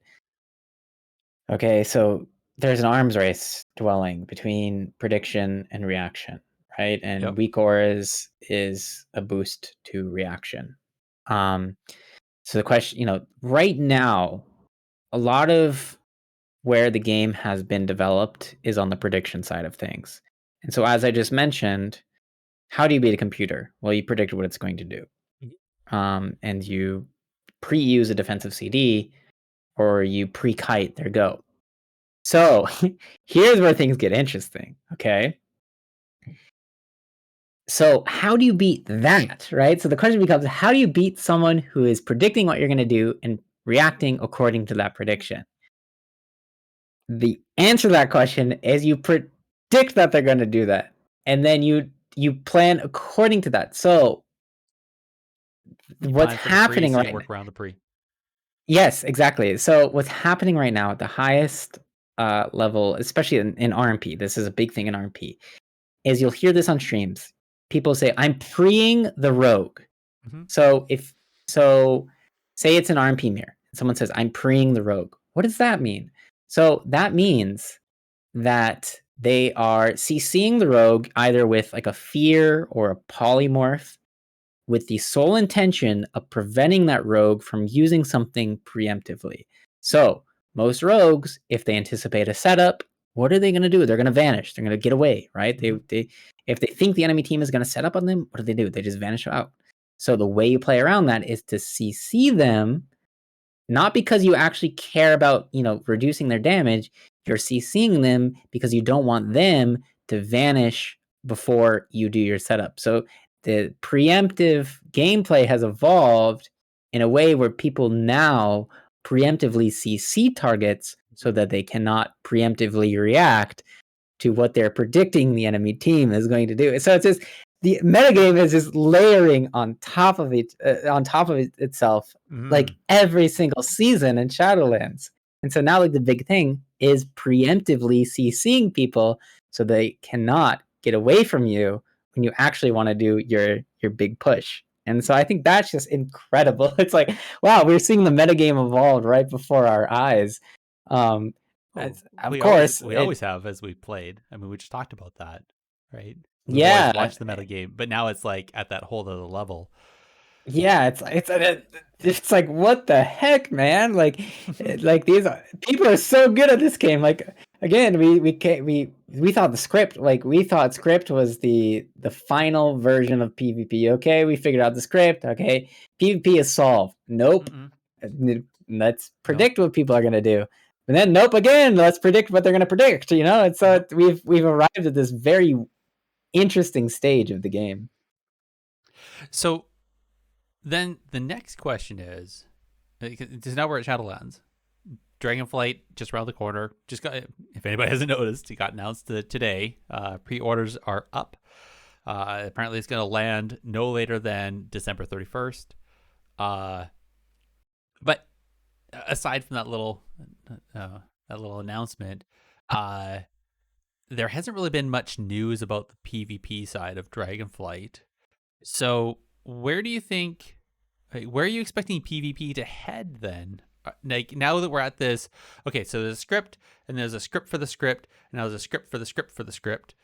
Is there going to be Yeah. a script to the script to the script to the script? That's a really good question. I think that is kind of already in development now. Like, I Mm-hmm. think the way teams are gonna start, there's people know that pre-CC is a thing. People know Yep. that when the mage polymorphs you, it's not because they want to control your damage, it's because they want to kill you, Yep. right? They want to prevent you from using a defensive cooldown. So I think what will inevitably happen is people will recognize that and start interrupting, that random polymorph, or sort of Mm. play around that more. But I think the place that WoW PvP has yet to really sort of develop is syncing up damage profiles. And what I mean by that is, of course, like, you want to make your kills as lethal as possible. And so Mm-hmm. usually you and your team dump all of your damage into the stun or whatever, whatever the setup is. You Mm-hmm. you you wait for someone to get stunned Yep. and you just burst. And I think what has yet to be really developed is specifically burst timings. So I think that's a big part of it. So there's one thing that some mages specifically do because it's very easy to do on mage, and it's using your combustion very late into a stun. And so Okay. what normally happens is people, um, you know, if they get stunned and they see a mage pop combust, they'll usually press a defensive cooldown as fast as they can. Mhm. Again, because of weak auras, the game will scream at them to use something defensively, and so they'll just do it. And very early on, it's done. What some mages do is they do very late combustion. So they wait until the stun is like halfway over, 3/4 of the way over, then they pop combustion, then they dump all their damage, because at that point the player had assumed, oh, I survived their go. They didn't even use their offensives. Suddenly, now they have to trinket very late into the go, or they have to recognize that the mage is pressing their damage late into the stun, and they have to react really quickly on that end. So I think damage and burst timings might become a bit more important. Mhm. Really good example of that too is like syncing up your damage with your partner. So with every spell, like every spell cast has a travel time, and Yes. so imagine a chaos bolt landing at the exact same time as a eviscerate. Mhm. That's going to be a bigger chunk of damage compared to if they're a bit disjointed. Mhm. And so I think that's going to be a big thing too, is people are going to be really good at syncing up their damage with their team. So all of the big damage spells are landing at the exact same time. I think that's going to become Mhm. really important. Um, I think another thing, and you kind of, as you're saying, I was kind of thinking, is such as like so the target got stunned, they held onto the trinket. Now later into the stun, add-on screams at them because somebody just popped a cooldown. They know they're the target. Oh shoot, okay, pop trinket, use ability, I'm safe. I think the other side to that is now their trinket is no longer synced immediately to the CC, and I think that's also something you can do, which is almost like pulling, almost gating off their trinkets or their CDs, their defensive CDs from the go, and then when you actually do the real go, your abilities are up and you can go, but their defensives haven't cycled back because they did them late the last couple times, the last time. Yeah, that's a really interesting point. And one thing that I think BFA taught us and Shadowlands has taught us as well is that cooldown reduction abilities are insanely strong. Mm-hmm. Um, so, like for instance, mages, the fact that they can reset their combustion with Yeah, pyrokinesis and shifting CDRs. power, Mm-hmm. yeah, it's huge. And like outlaw rogues, what do? They reset all of their CDs all the time. Like that's insane. That's what makes them so Uh, powerful right now, is that they can desync themselves from the cooldown defensives, right? yeah, and they can do it for their offensive cooldowns and defensive cooldowns. So Mm-hmm. it makes it, the ability to make accurate predictions becomes much more difficult when you have cooldown reduction. Um, so a I lot of I know a lot of top players don't like cooldown reduction for that reason, Well, of course, because it because makes then the they don't have a games script. right. It makes the games really chaotic. It does, but so it's interesting. You kind of brought up this whole thing, is how do you beat the computer? Yeah. Is you either change the script, or you put in some sort of a weighting, positive or negative, that the abilities change, or that changes the script. And I think Yeah. we're seeing that right now, where yeah, okay, so there's a script. They came up with a script to beat the script. Now you're preing that script, so that's the script to the script to the script. But then this other thing, which we're seeing right now, is that cooldown reduction, which is completely rewriting the script in the middle of the game, because Yeah. Well, why not? people flame me for this opinion, but despite how good Outlaw Rogue is, it is the most impossibly difficult class to play perfectly, Hmm. because Well, there's so Trill like you was saying cannot. that. Yeah, you can't play Outlaw perfect. It just does not work for human. Like No. it's too complicated. There's too much cooldown reduction that you cannot possibly play that efficiently. And like you can get kind of close to doing it efficiently, but you'll never play that spec perfectly, which I think is really cool. Like I think I've always thought that those like that sort of game design is what's really interesting is when you design something that is impossible to be perfect. Like at least for human, even okay. I was even talking to a software developer about Outlaw Rogue, and he was even saying he said it would even be really difficult to write code to play Outlaw Rogue perfectly. Like it would even be difficult to write a software to play Outlaw perfectly because of how disjointed things are. Like it'd have to be really smart. Like there's add-ons by the way that tell you how to do like a quote unquote perfect DPS rotation. Yeah. But those add-ons are they rely on very simple like, if then statements. Yeah. But like Outlaw Rogue is like a million different if then statements kind of overlapping at the same time. It's you almost crazy. need like an AI to be able to. All right. Yeah, crazy. So whatever add-on. So are we trying to say that add-on developers are going to build Skynet just by trying to crack the autoplay feature of Outlaw Rogue? Is that what's going to happen? Probably. Hey, I'd be down to play against robots. I'd love to that would be the ultimate practice, like screw players. I just want to play against robots all day. Well, speaking of Mr. Pandaria, there's enough kick bots and people doing autoplay features that I'm sure we've already done that. Let's look actual future though. So where do we think PvP is going? So we talked about obviously we can't predict tuning. We don't know. We still don't even know really what abilities. Like, are we going to be playing with exactly the same abilities, other than, but it's all in trees now. Like there's a bunch of unknowns about Dragonflight, and I get that. But I guess as far as knowing the player base, knowing how they've developed over the ages, over these expansions, how do we see them where do we see them going in the future?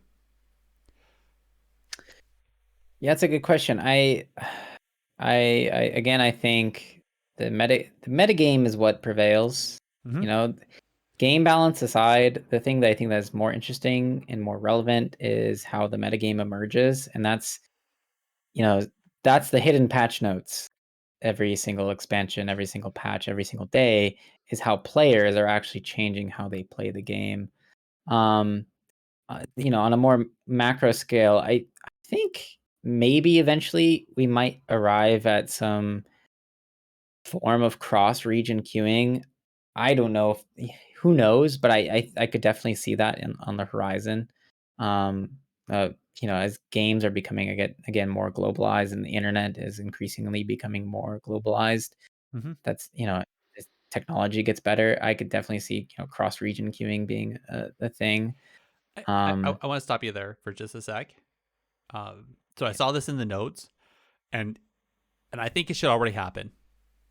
The argument they've always said is that there's too much latency between all the regions. I literally call bullshit on that, because we've had Oceanics and South America and North America all together, and we've been playing together, and when it happens. Because when you're in an arena or in a battleground with somebody, you get close enough, your latency spikes. Because suddenly you're faced up against somebody that has a 300 millisecond latency or something like that, and your game actually lays out, it. So if they're already doing it for Oceanics, I don't see what the argument is for not allowing EU and NA to play together. Well, it's funny. Cubsy, I believe, lives in Nova Scotia. He does, yeah. And so I think his latency is PEI. actually okay. His latency is, I think, either equal or lower on EU than it is on playing on some US servers, which is kind of funny. Yeah, it's Canada. Right back to Chanimal, who was, when he was down in Australia, he always said that that's why he played so amazingly in LANs, is because he went from like 300 ping to 3 millisecond ping. Like, yeah, and it was crazy. And with spell queuing, like spell queuing is part of the game. Now you can literally set your spell queue window. Latency is not that big a deal anymore. Nope. For sure. So I think that will kind of be, if I had to predict one kind of huge change, I think that would be the biggest thing, is probably some form of cross region play. I'd be so down for that. I'd be so excited to have a cross region ladder. So that's interesting, because we've always seen how like NA will be a melee centric ladder and EU will be a caster cleave, or vice versa. Like there's always like these people are always, it's an arms race, right? So if this is the comp that's really beating, then people will find the comp that beats that, and then that one climbs up, and then somebody finds a way to beat that. So there's always like this arms race of trying to find the best comp for the ladder to, with your best win loss ratios. And that if we mix the two ladders together, where now we're doing EU and NA all on the same ladder, what's that going to do? Yeah, it's interesting because so a big difference right now in the NA versus EU ladders, like RMP is kind of a stand, RMP is good in both, but on NA, Red Warrior is super popular, and on EU, Jungle Cleave is really popular, and they're inversely not popular on the other, the opposite region. So there's a few good reasons for that. I mean, I think this is its own podcast. We should maybe think about doing this eventually, but I think that in general, there's kind of regional disparities between gameplay, and I think a lot of that has to do with, honestly, politics. If I'm not even joking. Politics and history. A good way to think about it is, you players play very efficient, so to speak, with the game. They generally have a very efficient oriented approach to PvP. And what country is known for its efficiency? Well, Germany, right? There's the German efficiency, and I think it's sort of there's that spillover. And what is America known for? It's known for its freedom, right? And goddamn, and so I think and ignorance. Yeah, I think that honestly that comes out in gameplay. Like I think that's kind of been the biggest difference between the two regions. Is America kind of has like this gung ho, let's just go and do the craziest, wildest thing we could possibly imagine, and let's do our own thing. That's the American play style, and that it has to deal with the German efficiency.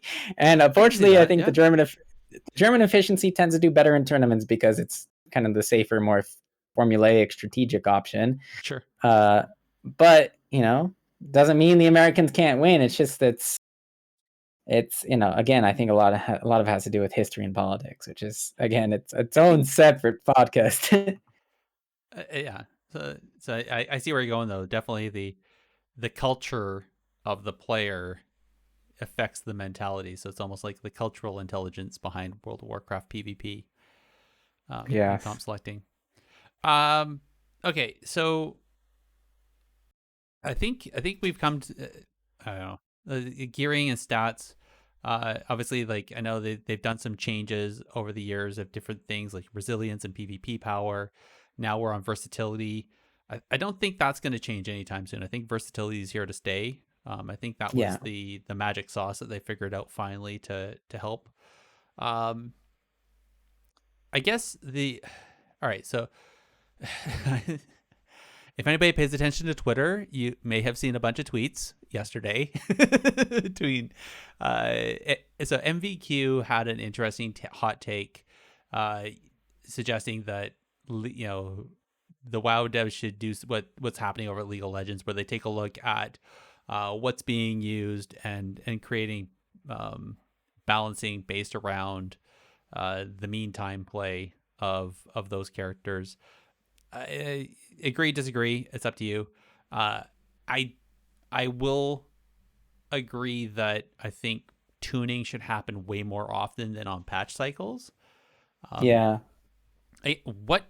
What do you think? Like, because there's always that. So there's always the argument of, let the player base figure out what the solution is to the meta, and then by figuring out the solution to the meta, that forces the meta to change, which then forces the next solution, right?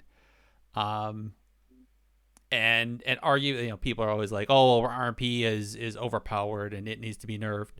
Look at AWC, and we know AWC is not representative of the latter, and nor is it always, just because everybody's playing RMP doesn't mean that is like the one comp to beat them all, because you're talking about a competition where there's a monetized reward behind it. So of course people are playing also very safe, because you don't want to cowboy it up and take a 1 in a million shot at basically your year's salary.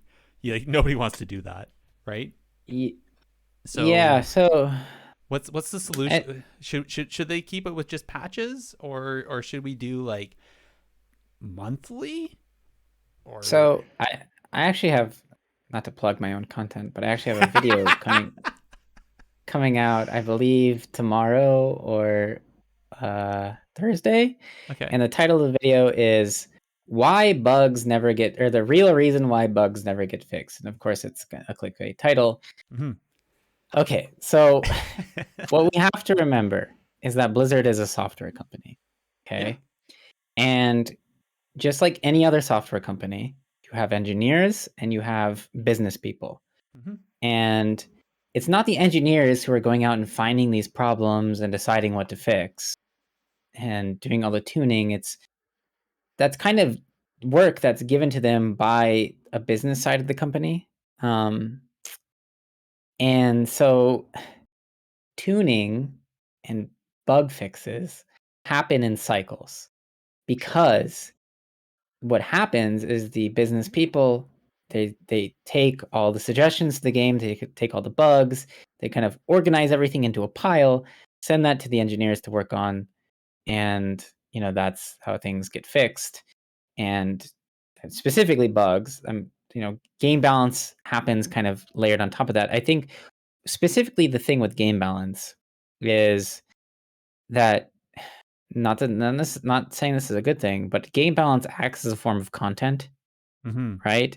That can be done quarterly. It's something that people can look forward to quarterly. What's ironic is that Blizzard uses the term hotfix kind of in an improper way. So hotfix in normal software terms is any sort of change that doesn't happen on a regular development cycle, but Mhm. Blizzard does all their hotfixes on Tuesdays, I think, right? Like, No, they've put some in the middle of the week. okay, then those are true hotfixes. But Yeah. if they happen regularly on the same day, that's not a hotfix. That's just No. like that's normal software development. Yeah. I honestly, I think there's actually hot fixes that are being implemented on the server side, but they have to wait for the server to be reset for them to be implemented. Yeah, so that's the thing. It depends on the complexity of the change that's needed. So Yeah. so because spells are kind of modular now, Mhm. and there's PvP modifier. I think those things like the PvP modifier could be changed without a server reset. Yeah. But say you want to change the functionality of a spell like Ice Wall or something, you can't do that like by just changing a variable in like LUA. Like that requires probably a bigger server reset. That's Mhm. why bugs like with mind control can be so complicated and to take forever to fix, because that's like a complicated spell. It's not something that you can just like, oh, let me change a Well, numeric value of the spell. No, it's like and also that one was really difficult because they had to be able to uh replicate it, reproduce it. Yeah, to the point where they could figure out what was going on. And yeah. that was So hard. so that's one end of it. The other end, and this is what I tend to encounter whenever I make tier lists, is that the game is completely different at the highest end compared to Yep. the median and then the lower end, right? You Totally. have, for instance, a class like Fire Mage is really, really good at the high end, Mhm. but it might not be as good at lower ratings. And then Yep. something like Assassination Rogue might be the opposite. Might be really, really strong at lower ratings because they just pump out damage. Mm-hmm. But at the higher end, you don't really see it that much because it just gets Yeah. punished easily. So Well, right there's back always with Boomkin. I mean, Boomkin, you can carry a solo shuffle game, but you don't really see right. it at the high end because, yeah. So yeah, that's another kind of difficulty with class balance. I mean, the question becomes: do we design the game based around the 1%, or do we Mm-hmm. design the game based around the middle of the bell curve? Like, who, Right. it's difficult, right, to Mm-hmm. know what exactly to do. I think, if I'm being perfectly honest, I think, and again, this is a hot take, I think Blizzard does overall a pretty good job at trying to I find a agree. middle ground. Of course, that means that the PvPers are going to be upset when it doesn't go their way, and then Mm-hmm. the casual players are going to be upset when it doesn't go their way either. But it's just an impossibility of game design, is you have a huge chunk of players that play the game so differently than another huge chunk of players, and so how do you fix that? Who knows? And so, you know, the point, I've always thought that talking about game balance to me is kind of boring because I think there's more interesting things to talk about. I think it's important. I understand why Mm-hmm. balance is important, and I've definitely experienced times where my class has not been good, and it's made me have less fun. But I think what's more interesting, as we've been talking about, is how the metagame has evolved, and I think that's Mm-hmm. kind of where players should sort of devote more of their energy. Yeah. Is okay, game balance is this problem. How do I fix that as a player? Yeah. I'm not a developer. I can't affect the game. How do I change the way I play the game as a response to imbalance? I think that is where people should kind of be asking questions. I don't disagree. One thing I wouldn't mind seeing is um, almost a categorization of players where, if there's a group of players that are constantly in that 2100 plus of ladder, that kind of keep them so they're playing with themselves, right? And if you're constantly in, like, the 18 to 2100 area, or then that be another category. And you can definitely move up and down, right? Especially like maybe at the fringe edges, there's a little bit of crossover, a little bit of leakage either way that allows people to move up and through.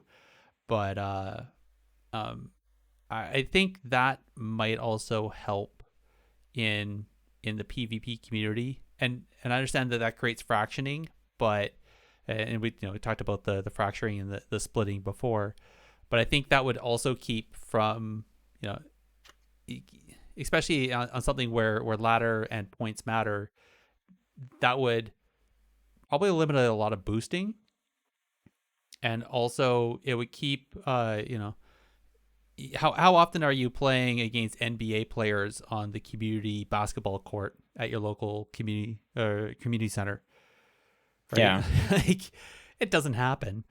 But here you are in PvP, and you keep up the ladder at any time, and chances are you're probably going to run into a gladiator rated player that's either playing with viewers for fun, boosting somebody for gold, or real money if they're actually doing that, or they're leveling at alt, but they already have such a higher level understanding of the game that you're you're overcome by it anyways, right? So Yeah, I think a lot of problems kind of are related to gear. And just to address what someone has mentioned in chat, someone said, "Oh, the problem is that the meta stays stale for such a long period of time." But I mean, that is historically how WoW works. If you just Google WoW patch lengths, okay, mm-hmm. and the longest patch ever was in Mists of Pandaria at 460 days. And so the people were playing the same patch for 460 days, over a year, right? And people still complain then. If people are still complaining, like back in MOP, with the expansion that people think is really great, that there's the content doesn't change fast enough. I think what just winds up happening too, it's towards the end of the expansion, you kind of have these long periods where the game has kind of already been figured out, so to speak. Mhm. And so, of course, the meta is going to feel relatively similar at the end of the expansion, but it's going to feel similar on a very superficial level because the game itself doesn't change much. But as I just mentioned, what's more important, and I think what players should think more about rather than the design of the game itself, but is the fact that the metagame changes during that time period. Again, metagames are the hidden patch notes.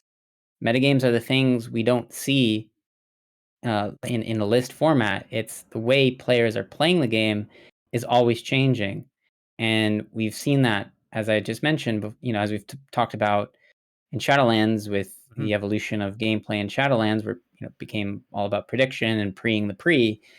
That's a huge part of the metagame developing, which isn't reflected in patch notes. So I Yeah. think there are definitely ways in which the game changes, just not on a superficial level. And you have to, I think, be really disciplined to really think and really be uh, critical enough to consider the fact that metagames are human-driven systems. They're Yeah. not.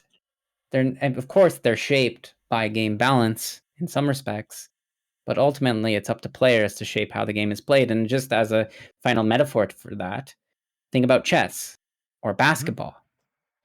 Chess, a really old game. There's been basically no patches to chess, and it's been the same content, so to speak, for centuries. But the metagame in chess has evolved.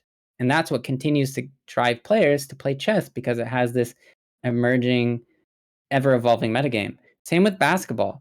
The rules Mhm. of basketball have changed dramatically, since its inception. But for the most part, the basketball that we play today, or that's played professionally today, is similar enough to the basketball that was played in the 80s. There have been some subtle rule changes, Yep. but it's still the same game. Mhm. And what has changed that game is the players. And I Yep. think that is what is so empowering, is to realize that ultimately the designer of the game is you. You as an individual player can affect how the game is played. And I think that is a beautiful thing to realize when, sometimes we tend to think it's only the developers that are changing how the game is played. Yeah. I find that that's often you see that so often on social media where you know there's some tweet or well usually it's on Twitter, but you see like at the devs, I died to this. Devs, you need to fix it. Yeah. It's like, I think sorry, actually that's one thing we should probably note is yes, in Shadowlands because uh the crit modifiers were removed, so it's back to 200%. Yeah, it sucks you died to a big crit like that, but the games also ended really fast and the queues were really fast, so you're right back into games anyways. But Yeah. yeah, anyways, I think people should just have fun, like focus on fun, right? That's yeah, that's important. it's a competitive game where you're trying to kill another player. People gotta die, but People gotta die. people gotta die. Uh, I gotta ask, Big, what's the one thing you'd change though, or was that Geez, I it? mean, Just player mentality. okay. Well, I've been thinking about it. This is kind of a something I've been thinking about a lot lately. I think in general, what the PvP community needs is literally to feel more like a community, and I think that kind of starts by players taking the responsibility to try to be leaders. I'm not saying that everyone has to become a leader, but I think Mhm. the more that people kind of develop this leadership mentality, I think the stronger the game community is going to feel, and maybe the more responsive devs will actually be to community concerns. Because I think there is, in my mind, a bit too much pessimism within the community, and there's good reasons to be pessimistic and good reasons to be upset, but there's also very bad reasons to be Mhm. pessimistic and upset. So I think the solution to that is, again, for individuals to take personal responsibility to be more respectful players and just be kind of more community driven, because I really think that's what WoW PvP needs. It's an amazing game and it has the potential to be a truly amazing community. It just kind of needs a little push in that direction. All right. I wish I could say the same thing, but we're supposed to do different ones. I don't even know what I would want to change.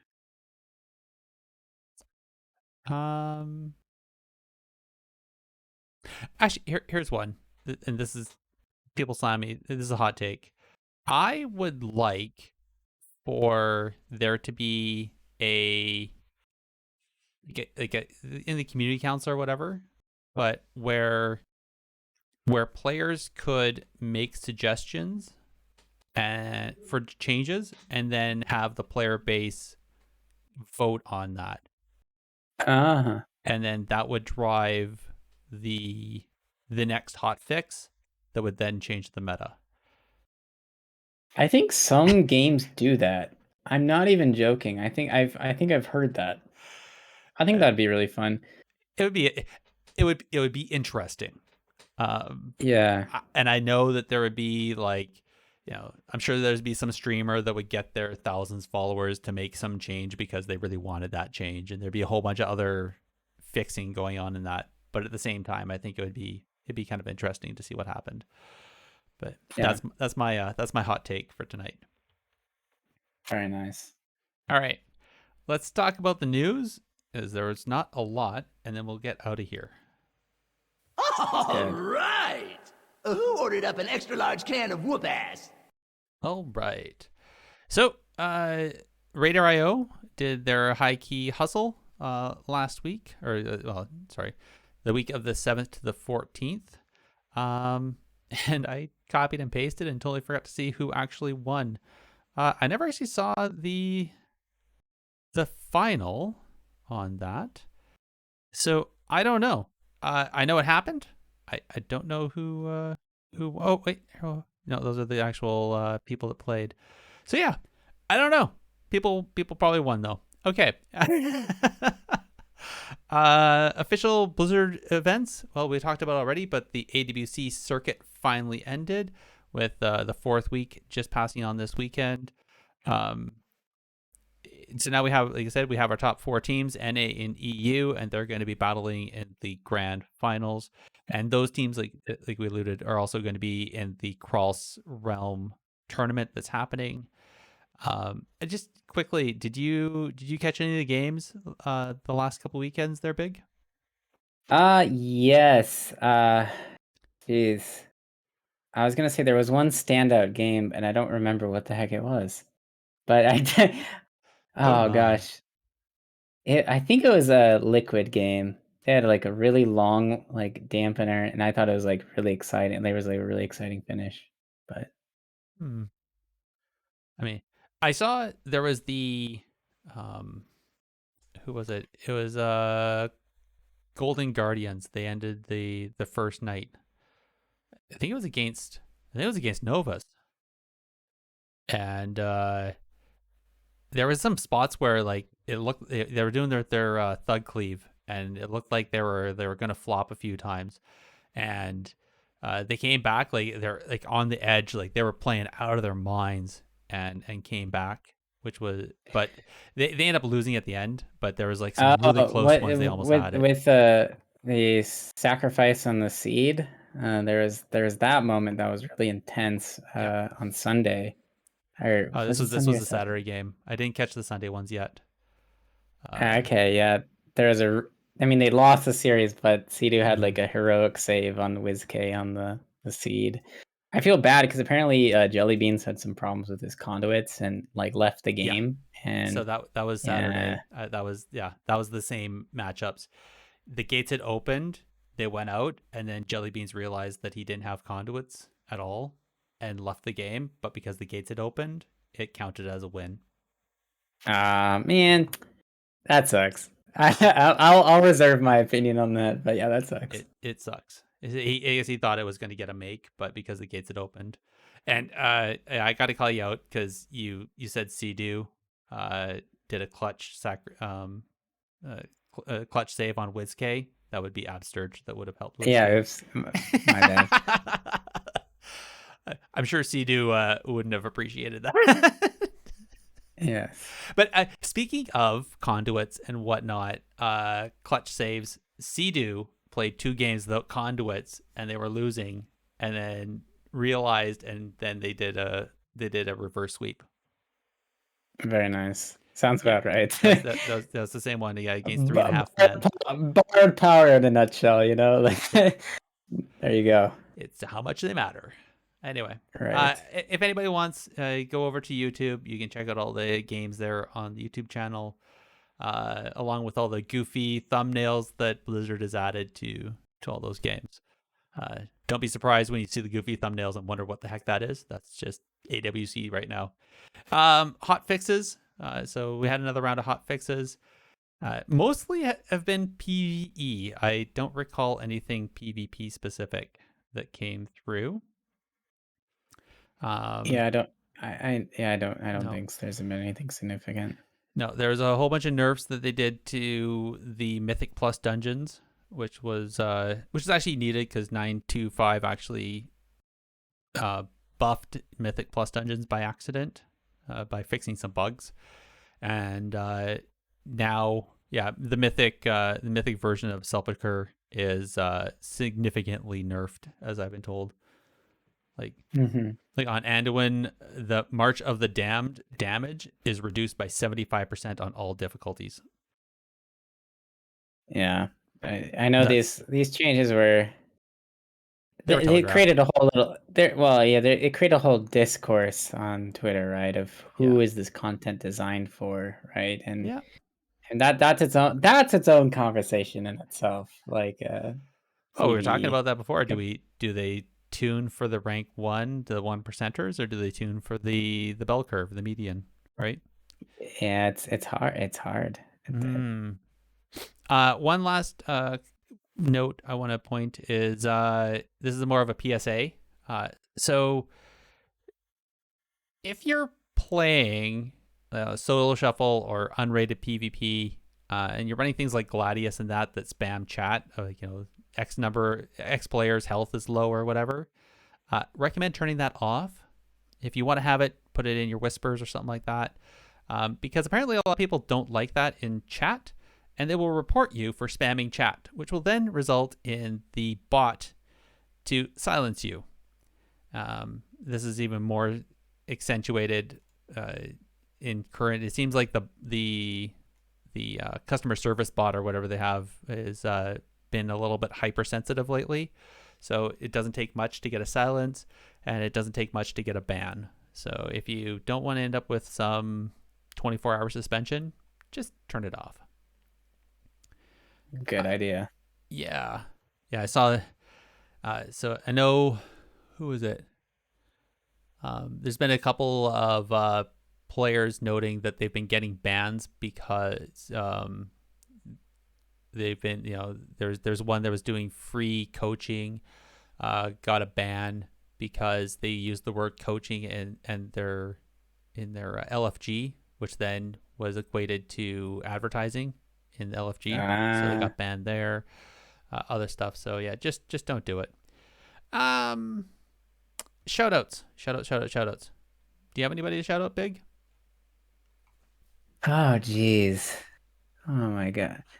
Can you do the shout out for? I need to think.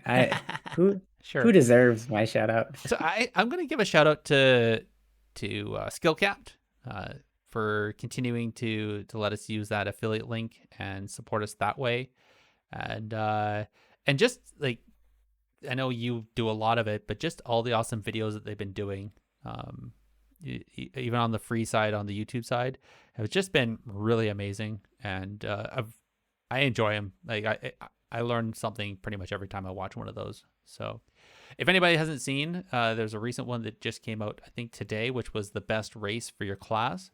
And so now that we can do cross faction, you can actually pick the race that is BIS for your class.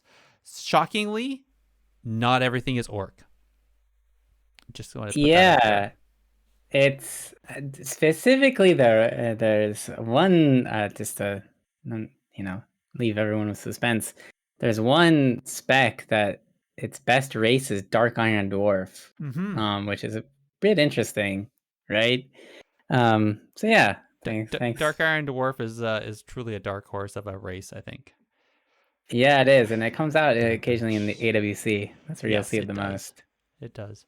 All right, back to you for shout outs though. Jeez Louise. Well, can I shout out myself? Sure. Jeez, can I? Why not? Yeah.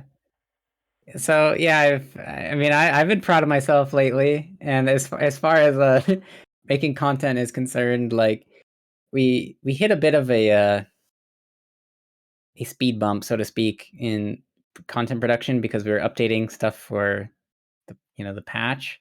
But if you want to subscribe to Skill Cap on YouTube, it's completely free, and we are going to be producing a lot more content coming up soon. A lot of very interesting videos, and we're going to try to pump out kind of burstier content. So instead of 10 to 20-minute videos, think 5 to 8 minute. Okay. Because I think generally speaking, that's kind of what people prefer to watch anyway. And so yeah, it's really fun. There's a lot to learn, and a lot of cool stuff. So yeah, shout out to myself. I like it. Good on you. Yes. All right. Well, why don't you, since now you're done talking about yourself, tell the listeners about us and where they can find us. Sure. So you can contact us directly with a tweet to @technically_PvP or by an email to technicallypvp@gmail.com. You can also join our discussions on the Warcraft Radio Discord. Also, you can visit the Warcraft Radio website to find the podcast directory with us and many other great shows at warcraftradio.com. This new directory also has a review system, so head over there and tell everyone what you think of your favorite shows. Indeed. And as always, links for everything we talked about are going to be in the show notes. I want to thank everyone for listening, and we'll chat with you next time. Good night, everybody. See ya.